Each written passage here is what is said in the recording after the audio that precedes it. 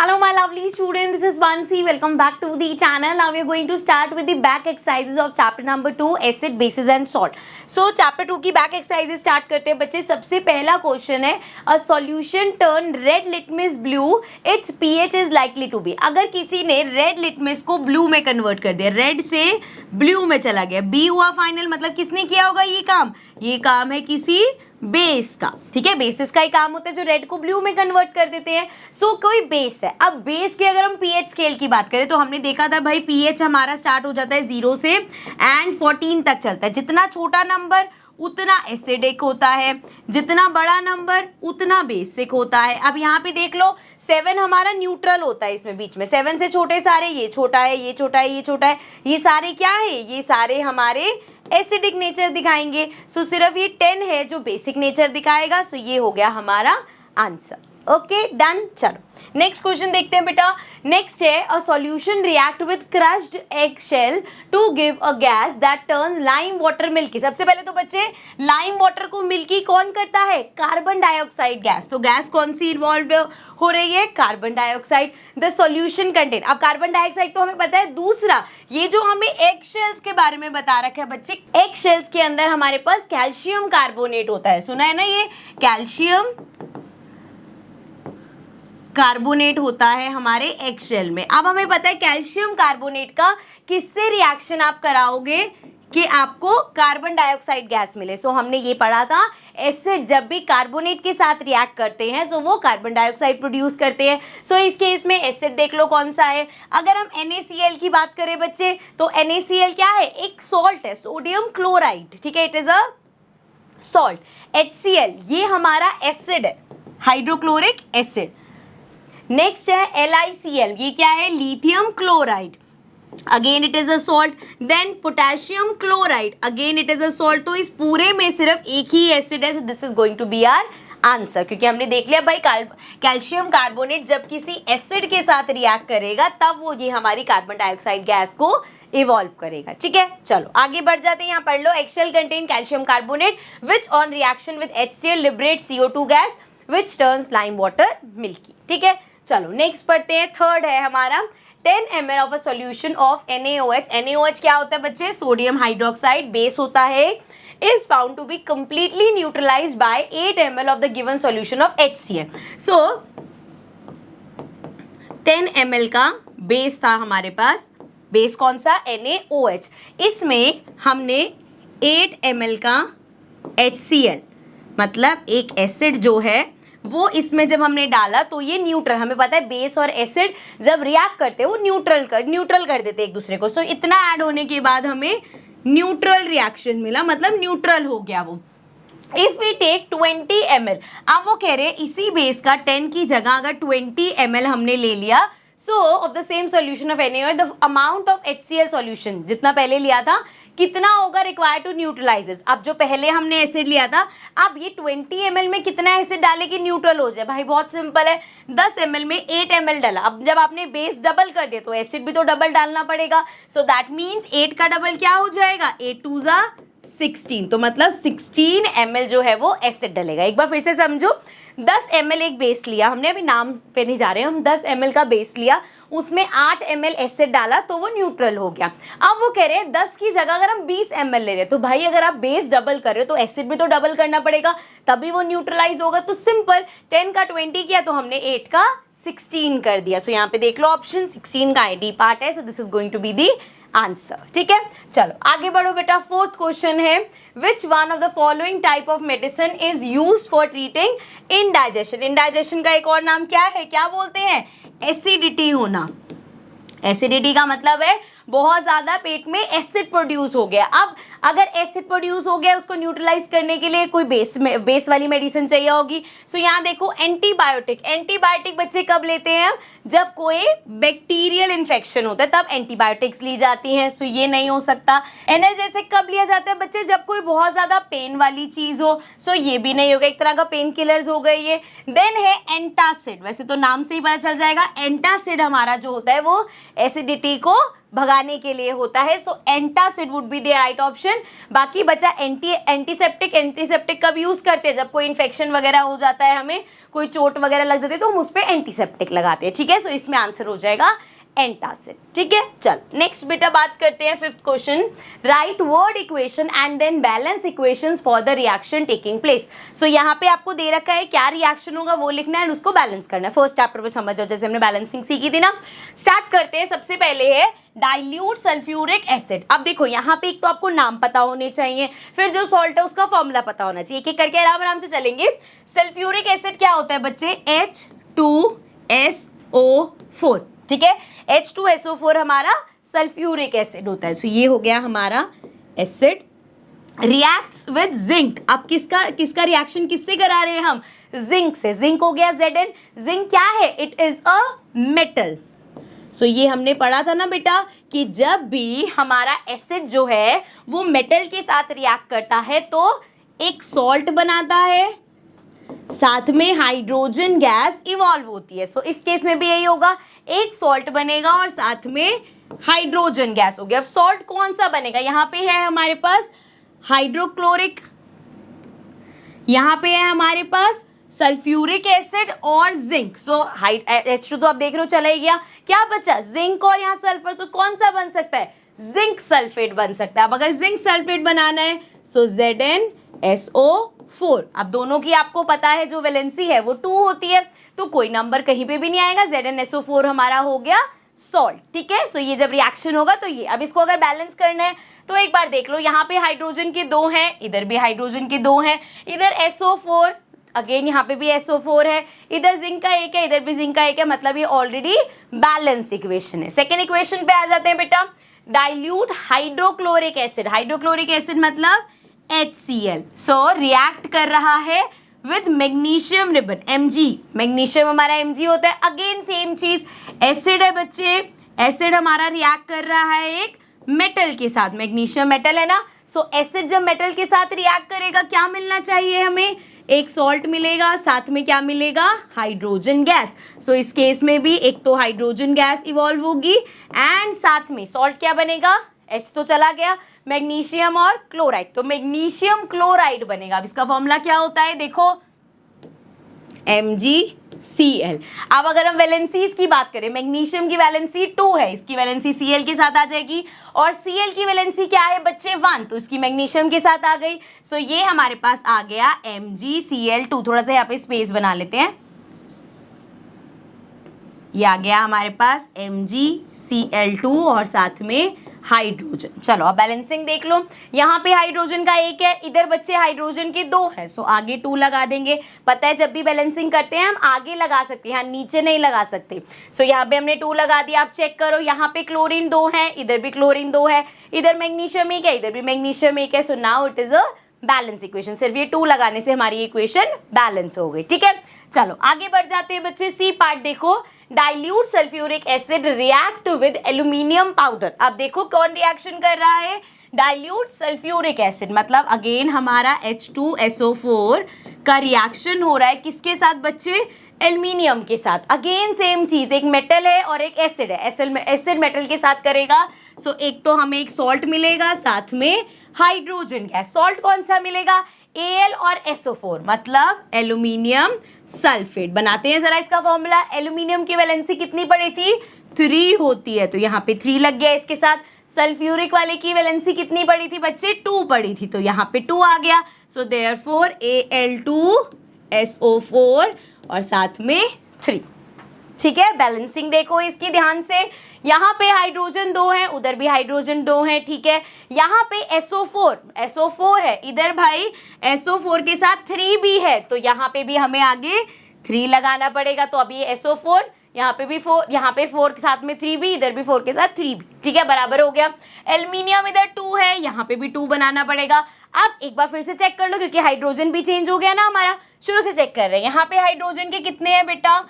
3 2 6। उधर कितने हैं बच्चा? हाइड्रोजन 2 है, यहाँ पे 6 है, वहां पे 2 है। क्या करना पड़ेगा? इधर 3 लगा दो, ये भी 3 2 6 हो जाएंगे। हाइड्रोजन सेम हो गए।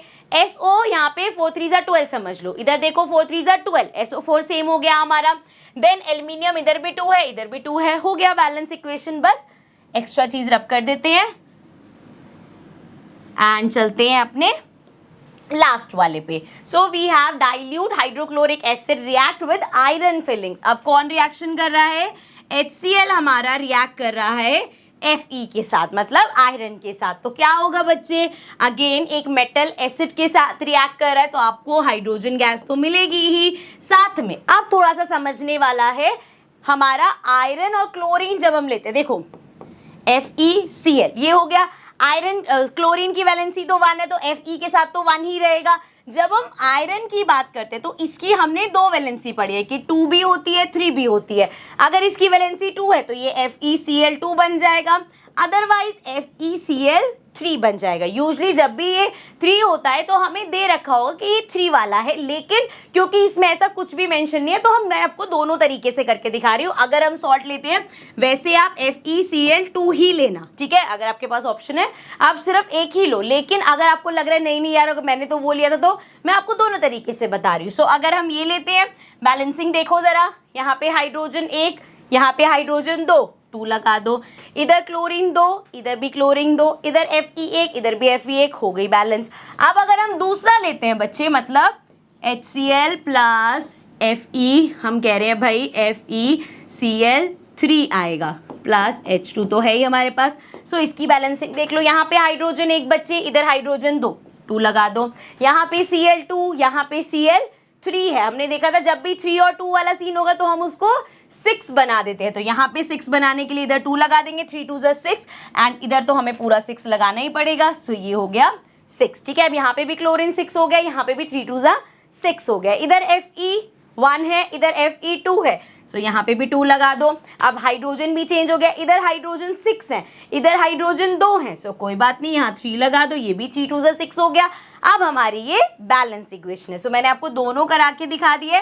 यूजली जब भी हम आयरन क्लोराइड की बात करते हैं वी टेक FeCl2, ठीक है। वो अलग से मेंशन होगा कि हमारा जो आयरन है वो आयरन 2 है, या अगर 3 वाला लेना होगा तो आयरन 3, इस तरीके से मेंशन होगा, ठीक है। बट इस केस में हम FeCl2 लेंगे तब भी हमारा चल जाएगा काम, बट किसी को कंफ्यूजन हो इसलिए मैंने दूसरा भी आपको लेके करके दिखा दिया, ठीक है। चलो अब इसी के साथ चलते हैं अपने नेक्स्ट क्वेश्चन पे। 6 है, compound such as alcohols and glucose also contain hydrogen but are not categorized as acids, describe an activity to prove it। देखो एसिड का हमने एक फीचर पढ़ा था कि जो एसिड्स होते हैं जैसे ही पानी के साथ रिएक्ट करते हैं अपने हाइड्रोजन आइन कंप्लीटली डिसएसोसिएट कर देते हैं, लेकिन जब हम एल्कोहल या ग्लूकोज की बात करते हैं उनके पास भी हाइड्रोजन आइंस तो हैं, लेकिन जब उनको आप पानी में डालते हो ना बच्चे तो वो कंप्लीटली अपने जो हाइड्रोजन आइंस है उसको डिसएसोसिएट नहीं करते, देयरफॉर वो एसिड की कैरेक्टरिस्टिक्स नहीं दिखाते, इसीलिए उनको हम एसिड्स में कंसिडर नहीं करते। अब उन्होंने कहा भाई आप ये जो मैंने आपको भी बोला है ना मुंह से बच्चे, ये इंपॉर्टेंट चीज है, इसको ध्यान रखना, क्योंकि जरूरी नहीं है क्वेश्चन इसमें एग्जाम में ऐसी है कि एक्टिविटी के थ्रू बताओ। नॉर्मल आपसे क्वेश्चन यहाँ तक भी पूछा जा सकता है कि बताओ उनको एसिड्स में कैटेगराइज क्यों नहीं करते। तो सिंपल सी बात है भाई, जब वो पानी के साथ रिएक्ट करते हैं सो वो अपने सारे हाइड्रोजन आइन को डिसोसिएट नहीं करते, देयरफॉर एसिड्स के कैरेक्टरिस्टिक्स नहीं दिखाते, ठीक है। अब यहाँ पे एक्टिविटी कैसे करेंगे, सिंपल सी एक्टिविटी ले रहे हैं हम। क्या क्या चीजें रिक्वायर्ड है पहले मैं बस अब पढ़ के दिखा सुना देती हूँ आपको एंड देन मैं आपको समझाती हूँ यहाँ पे। सो मटेरियल में हमने एक बीकर ले लिया बच्चे, नेल समझ रहे हो जो कीले होती हैं, ठीक है। देन बैटरी ले ली, कनेक्टिंग वायर्स ले ली, बल्ब ले लिया, स्विच ले लिया और थोड़ा सा एल्कोहल और साथ में ग्लूकोज भी ले लो, ठीक है। दोनों चीजों को बताना है ना। अब क्या प्रोसीजर रहेगा, पहले देखो सेटअप कैसे किया गया है। यहाँ पे डाला उन्होंने ग्लूकोज सॉल्यूशन एंड ये सारा यहाँ से 2 नेल्स लगाए। आयरन बेसिकली क्या होता है, एक गुड कंडक्टर ऑफ हीट, वो होता है हमारा इलेक्ट्रिसिटी, तो यहाँ पे ही लगा दिया, इधर से तारे लेके यहाँ पे बल्ब लगा दिया। अब देखो पहले मैं समझाती हूँ देन मैं पूरा पढ़ के सुनाऊंगी। जब आप इसमें ग्लूकोज सॉल्यूशन डालोगे सो क्या ये बल्ब ग्लो करेगा, ये बल्ब ग्लो नहीं करेगा, क्योंकि इस बल्ब को ग्लो करने के लिए क्या चाहिए, यहाँ पे कोई ऐसा सॉल्यूशन चाहिए जो इलेक्ट्रिसिटी का गुड कंडक्टर हो। जैसे कि हमने पढ़ा कि जो हमारे एसिड या बेसिस दोनों ही वो क्या करते हैं, जैसे ही पानी के साथ रिएक्ट करते हैं हाइड्रोजन आइंस को अलग कर देते हैं, जिसकी वजह से इलेक्ट्रिसिटी का जो फ्लो है वो हो पाता है, इसीलिए एसिड्स को हम गुड कंडक्टर ऑफ इलेक्ट्रिसिटी बोलते हैं। लेकिन ग्लूकोज जो है या अल्कोहल जो है वो पानी में जाते ही अपने सारे हाइड्रोजन आइंस को अलग नहीं करता, सो देयरफॉर इलेक्ट्रिसिटी का फ्लो नहीं होगा। तो चाहे आप इसमें ग्लूकोज डाल लो, चाहे आप इसमें अल्कोहल डाल दो, ये जो हमारा बल्ब है ये ग्लो नहीं करेगा। लेकिन अगर हम इसमें HCl डाल दें, HCl मतलब हमारा हाइड्रोक्लोरिक एसिड डाल दें, सो उससे क्या होगा, जैसे ही वो पानी के साथ रिएक्ट करेगा सारे हाइड्रोजन आइंस को अलग कर देगा and it will behave as a good conductor of electricity, जिससे ये जो इलेक्ट्रिसिटी का फ्लो है ये चलने लग जाएगा एंड हमारा बल्ब ग्लो करेगा। ठीक है, यही पूरा इस एक्टिविटी में हमने लिखा हुआ है। Let's start. Set up the experiment as follows. Take glucose solution in the beaker. In the beaker, 2 बार लिख दे। In the beaker, when the switch is turned on, the bulb does not glow. Bulb glow नहीं करेगा क्योंकि उसको electricity flow होने के लिए ions नहीं है।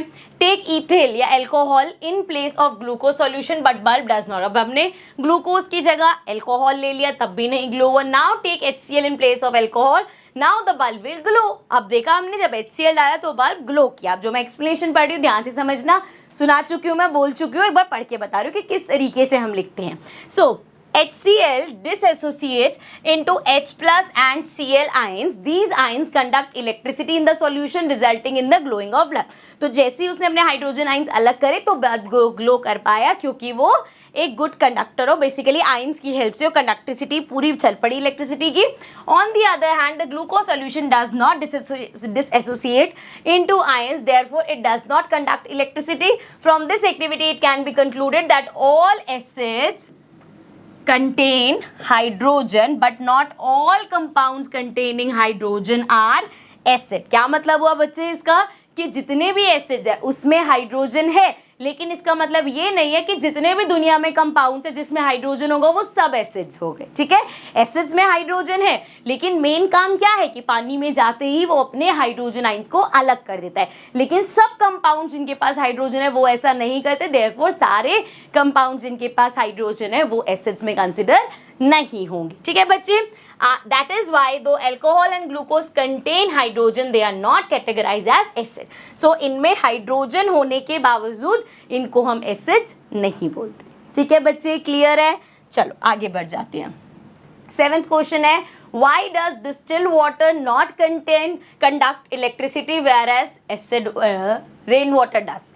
सो बच्चे अब अगेन सेम इस तरह का क्वेश्चन है। डिस्टिल्ड वाटर जो है उसमें इम्प्योरिटीज नहीं है, लेकिन जब हम एक नॉर्मल वाटर की बात करें, रेन वाटर की बात करें, सो उसमें अलग अलग इम्प्योरिटीज हैं। अलग अलग इम्प्योरिटीज की वजह से अगेन कुछ एसिडिक फीचर्स होंगे या अगर कुछ बेसिक फीचर होंगे पानी में, वो पानी ऐसा है कि वो रिएक्ट कर रहा है, दैट इज वाई वो कंडक्ट करेगा इलेक्ट्रिसिटी, क्योंकि हाइड्रोजन आइंस वगैरह उसके अलग होकर कर रहे हैं। लेकिन डिस्टिल्ड वाटर में ऐसी कोई इम्प्योरिटीज नहीं होती। Distilled water does not contain any ionic compounds in it, whereas rainwater has a lot of compounds. Rainwater has dissolved acidic gas such as carbon dioxide from the air and that forms carbonic acid. This means that it has hydrogen ions and carbonate ions. Therefore with the presence of acids rain water can conduct electricity. तभी आपने देखा होगा बारिश के time में कभी कभी बोलते हैं ना, जैसे अगर कोई बिजली के जो खंभे होते हैं बड़े बड़े, वहाँ बहुत ज़्यादा बारिश में उसको हाथ नहीं लगाना चाहिए बिकॉज करंट लगने के चांसेस बढ़ जाते हैं। ठीक है बच्चे, चलो आगे देखते हैं बेटा। 8th क्वेश्चन है, why do acid not show acidic behaviour in the absence of water. अब भैया वो कह रहे हैं जो एसिड्स होते हैं बिना पानी के अपना एसिडिक नेचर क्यों नहीं दिखाते, बिकॉज जब तक वो पानी के कांटेक्ट में नहीं आएंगे वो अपने आयंस को अलग नहीं कर पाएगा, एंड जब तक आयंस अलग होंगे ही नहीं तो उसके एसिडिक फीचर्स नहीं निकल के आएंगे। So the acidic behaviour of acid is because of the presence of hydrogen ions. Hydrogen ions can only B produce in the presence of water and therefore water is definitely needed if acids are to show acidic behavior. ठीक है, चलो आगे बढ़ जाते हैं। Question 9 says 5 solution A, B, C, D and E when tested with a universal indicator. कौन सा होता है हमारा? pH स्केल होता है। So showed pH as 4:1। अब लिख लेते हैं, चलो A है उसका pH 4 आया, B है उसका pH 1 आया, C का pH 11, D का pH 7 एंड E का pH आया 9। Okay, respectively which solution is neutral. अब इसमें से न्यूट्रल कौन सा है भाई? 7 नंबर वाला हमारा न्यूट्रल होता है, तो D हो गया neutral solution. Strongly alkaline. Strongly alkaline मतलब बच्चे बेसिक, जितना बड़ा नंबर उतना ज्यादा स्ट्रॉन्ग बेस। अब यहाँ पे सबसे बड़ा नंबर क्या है? 11, सो ये हो गया हमारा स्ट्रॉन्गली एल्कलाइन, सी हो गया, ठीक है। देन स्ट्रांगली एसिडिक, अगेन जितना छोटा नंबर उतना ही ज्यादा स्ट्रॉन्ग एसिड होता है, सबसे छोटा नंबर यहाँ पे 1 है, सो ये हो गया B part. Then weakly acidic, अब अगर हम वैसे तो देखो ऐसा नहीं है कि 4 वाला बहुत वीक एसिड होता है, लेकिन 1 और 4 में कंपेयर करोगे तो 4 छोटा है भाई, सो ये हो गया 4 वाला क्या है ए, सो डी हो गया हमारा ए। एंड वीकली एल्कलाइन, देख लो 9 और 11 ही बचे थे हमारे पास, 11 तो स्ट्रॉन्ग एल्कलाइन है, 9 हो गया हमारा, मतलब ई हो गया हमारा वीकली एल्कलाइन। ओके डन, समझ में आ गया। चलो आगे बढ़ते हैं बच्चे, 10th क्वेश्चन देखते हैं। Equal length of magnesium ribbon are taken in test tube A and B, hydrochloric acid is added to test tube A while acetic acid is added to test tube B, amount and concentration take for both the acids are same, in which test tube will the freezing occur more vigorously and why। अब देखो दो test tube ली गई हैं, दोनों test tube में उन्होंने क्या किया, मैग्नीशियम रिबन रख दिया, मैग्नीशियम मतलब हमारा क्या हो गया, मेटल रख दिया, एंड दोनों में ही एसिड डाला जा रहा है, एक में हाइड्रोक्लोरिक एसिड मतलब HCl डाला जा रहा है, एक में हमारा एसिडिक एसिड मतलब CH3COOH ये डल रहा है, ठीक है। अब वो बोल रहे हैं रिएक्शन देखो दोनों में हो गया, एसिड का मेटल से हो रहा है, किसमें ज्यादा फ्रीजिंग होगी। देखो हमें पता है बच्चे, जब हम एसिडिक एसिड को और HCl एसिड को कंपेयर करेंगे, स्ट्रॉन्ग एसिड कौन सा है, HCl हमें पता है एक बहुत स्ट्रॉन्ग एसिड है, तो जो स्ट्रॉन्ग एसिड है उसमें जो डिसएसोसिएट होंगे हाइड्रोजन आइंस वो भी बहुत ज्यादा होंगे, सो देयरफॉर HCl में फ्रीजिंग ज्यादा होगी एज कंपेयर टू, ऐसा नहीं है कि एसिडिक एसिड रिएक्ट नहीं करेगा, ये भी रिएक्ट करेगा बट वो बहुत ज्यादा तरीके से रिएक्ट करेगा, उसमें फिजिंग बहुत ज्यादा वाइग्रसली होगी, ठीक है बच्चे। So fizzing occurs because of the production of hydrogen gas obtain due to the reaction of acid on the magnesium में, ठीक है। एसिड हमारा मेटल के साथ रिएक्ट कर रहा है, इसलिए हाइड्रोजन गैस हमें पता है इवॉल्व होती है एंड उसकी वजह से फ्रीजिंग हो रही है, पहली चीज तो ये। Since HCl is a very strong acid, there is a lot of liberation of hydrogen gas from test tube, but therefore more fizzing takes place in test tube A, क्योंकि वो एक strong acid है, ठीक है बच्चे। चलो आगे बढ़ जाते हैं। 11th question, fresh milk has a pH of 6, how do you think the pH will change as it turns into curd? So एक हमारा fresh milk है, उसका pH scale है 6, ठीक है, मतलब न्यूट्रल के आसपास है। जब कर्ड बनती है, देखो याद कैसे रहेगा बेटा, कर्ड कैसा होता है, खट्टा होता है, सौर होता है, सौर मतलब उसमें कुछ एसिडिक फीचर होंगे तभी वो खट्टापन आ रहा है। सो आपका 6 pH वाला अगर एसिडिक हो रहा है मतलब उसका pH स्केल और कम हो, क्योंकि अगर बढ़ेगा 7 पे न्यूट्रल हो गया, 8 9 10 तो वो बेसिक होता जाएगा, बिटर होना चाहिए, लेकिन अगर वो सौर हो रहा है तो मतलब वो इस साइड जा रहा है, सो 6 से उसका pH ड्रॉप होगा, डिक्रीज होगा। So fresh milk is turn into curd due to production of lactic acid, lactic acid reduces the pH of milk, क्योंकि वो एसिड है तो वो पीएच को कम करेगा, ठीक है, तो 6 से डिक्रीज होगा, ठीक है, रिड्यूस होगा पीएच।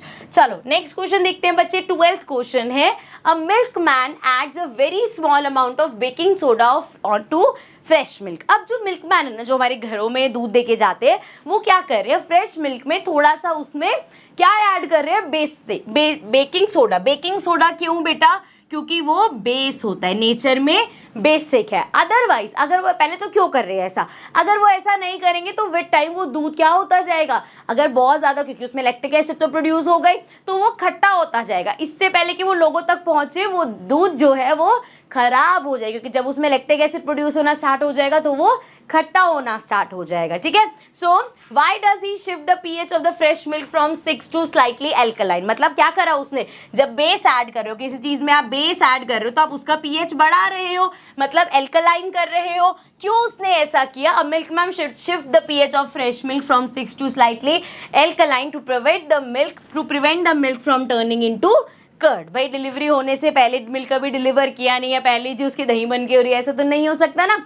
सो इसीलिए वो उसमें थोड़ा सा बेकिंग सोडा ऐड कर देते हैं ताकि वो एल्कलाइन रहे और ऐसा ना हो कि भाई उसमें लैक्टिक एसिड प्रोड्यूस होकर वो कर्ड बन जाए, ठीक है। अब भाई जब हमारे पास वो दूध आएगा हमें तो कर्ड बनाना है, so why does this milk take a long time to set as curd. अब हमें दही बनाने में ऐसा तो है नहीं, जरा सा आपने उसमें खट्टा डाला और 2 मिनट में दही बन जाती है, दही बनने का पूरा प्रोसेस होता है, उसमें काफी टाइम लगता है। तो वो बोल रहे इतना टाइम क्यों लगता है, क्योंकि देखो जब वो एक फ्रेश मिल्क आपके पास आया, ठीक है, मान लो फ्रेश मिल्क था ठीक है, ध्यान से समझना, थोड़ा सा बेसिक मैथ्स लगा रहे हैं इसमें हम। फ्रेश मिल्क था, उसका पीएच 6 था। जब उसने, जो दूध वाले भैया, जब उसने इसमें बेकिंग सोडा डाला, उन्होंने इसका पीएच स्केल बढ़ा दिया, मान लो 7 या 8 कर दिया, 7 तो फिर भी न्यूट्रल है, मान लो 8 या 9 कर दिया, ठीक है, बढ़ा दिया उन्होंने पीएच बेस ऐड करके। अब देखो, अगर 6 वाले में आपने एसिड, जैसे लैक्टिक एसिड की वजह से होता है, कुछ खट्टा डाला, सो वो क्या होता है, पीएच उसका 6 से ड्रॉप होकर वो सीधा एसिडिक बन जाता है। लेकिन अब 8 या 9 वाले में जब आप एसिड डालोगे तो पहले क्या होगा, वो डलेगा, वो 8 पे आएगा, अभी भी बेसिक है, 8 से फिर न्यूट्रल होगा 7 से फिर वो 6 पे आएगा, 6 से 5 4 3 वो जाएगा, ठीक है। सो होगा क्या, पहले जो एसिड काम करेगा वो ये जो 9 से उसको 7 तक लाने का खेल है, मतलब उसको न्यूट्रलाइज करने में लग जाएगा। हमें पता है बेस से मिलके एसिड क्या करता है, न्यूट्रलाइज करता है, तो पहले वो इतने स्टेप में इसको न्यूट्रलाइज कर रहा है एंड देन वो अपना असर दिखा रहा है, इसी वजह से टाइम ज्यादा लगता है, ठीक है। आप पढ़ते हैं, इसको लिखेंगे कैसे, since this milk is slightly basic than usual milk, acids produce to set the curd are neutralise by the base. So जो एसिड प्रोड्यूस हो रहा है वो उसको न्यूट्रलाइज करता जा रहा है, therefore it takes a longer time for the curd to set। so भैया उसको पहले इसको न्यूट्रलाइज करते हुए निकलता निकलता फिर जो वहां पे तक पहुंचेगा तब वो उसको एसिडिक कर पाएगा और कर्ड सेट हो पाएगी, ठीक है। आई रियली होप बच्चे आपको अच्छे से समझ में आ रहे होंगे क्वेश्चंस। 13th क्वेश्चन पे चलते हैं। Plaster of Paris should be stored in a moisture proof container, explain why.